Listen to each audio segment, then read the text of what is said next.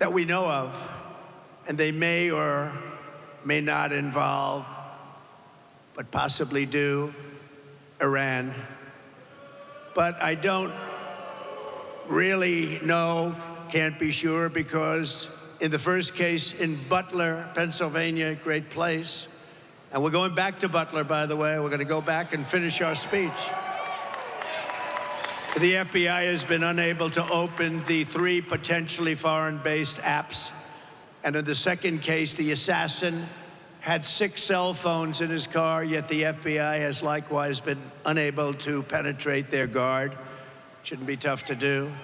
They want to know, and I want to know, and the whole country and maybe the world wants to know, who is he calling? Who is he calling? In the old days, the FBI and the DOJ used to capture people before anything happened. In current days, the upper echelon of the FBI is all talk while they focus on the sitting president's political opponents. That's what they're doing. They spend so much time. We won the case in Florida.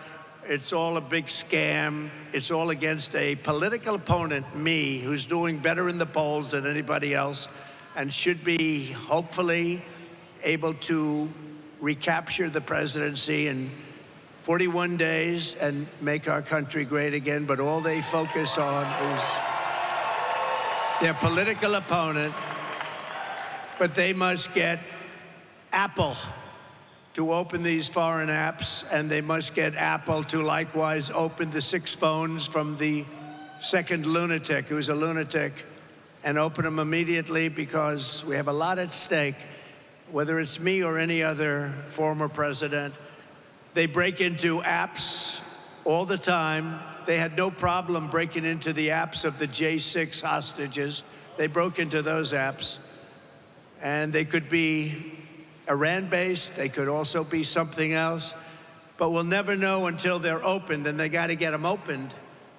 And really, why is it that the father of the shooter in the Butler instance has one of the best and most expensive lawyers in the entire state of Pennsylvania? How did he get to this expensive lawyer, big law firm, the biggest in Pittsburgh? Where did he get this big law firm from? It's sort of strange.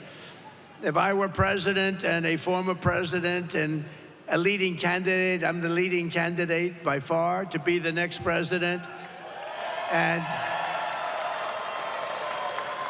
that leading candidate was under threat.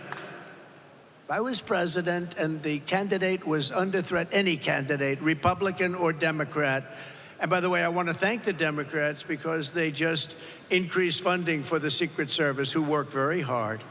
They increased funding for the Secret Service, and nobody will believe this. It was a unanimous vote. Republicans, every single Republican, every single Democrat present voted in favor. That was the first unanimous vote we've seen in a long time, and that's to increase the funding of the Secret Service. So I thank everybody in Congress. But if I were the president, I would inform the threatening country, in this case Iran, that if you do anything to harm this person, we are going to blow your largest cities and the country itself to smithereens. We're going to blow it to smithereens. You can't do that. And there would be no more threats. There would be no more threats. But right now, we don't have that leadership or the necessary people, the necessary leaders. We have 2 people, not 1. We don't even know who our president is right now. Who is our president right now? We really don't know, but we have 2 people, not 1, that only keep looking. And when you do that, when you just look, trouble always ensues. So it's big trouble for our country. Meanwhile, we have the president of Iran in our country this week. We have large security forces guarding him, and yet they're threatening our former president and the leading candidate to become the next president of the United States. Certainly a strange set of circumstances. Around the world, our enemies are desperate to prevent Donald Trump from returning to the White House because they know I will make America great again. They don't want that. 4 years ago, our country was feared and respected, and our country will soon be feared and respected again. We have to have that.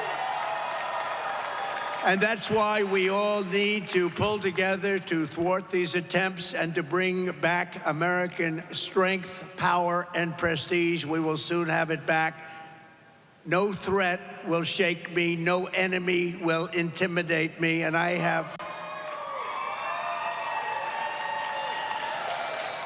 have never been more determined than I am today, and I will never back down in my fight to make America great again, which is what we're doing.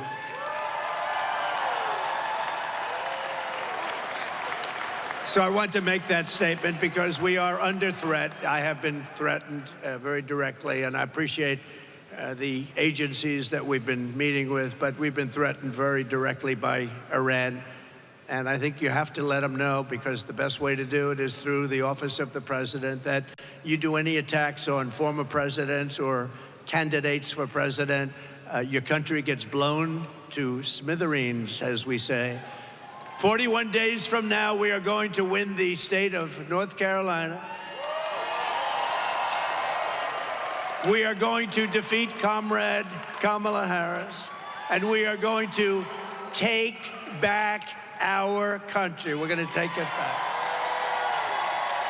Yesterday, I was in Georgia, a great place, to outline my plan for an American manufacturing renaissance. That's what we're doing. We got tremendous reviews on that speech.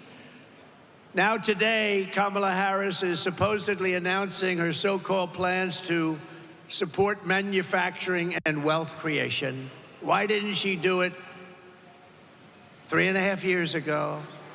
They've done nothing. Why didn't she do everything 3.5 years ago? She's been there for almost 4 years, and she didn't do it. She didn't create wealth. She destroyed 22% of the value of every dollar in your pocket and jeopardized us in front of the remaining portions of the marketplace.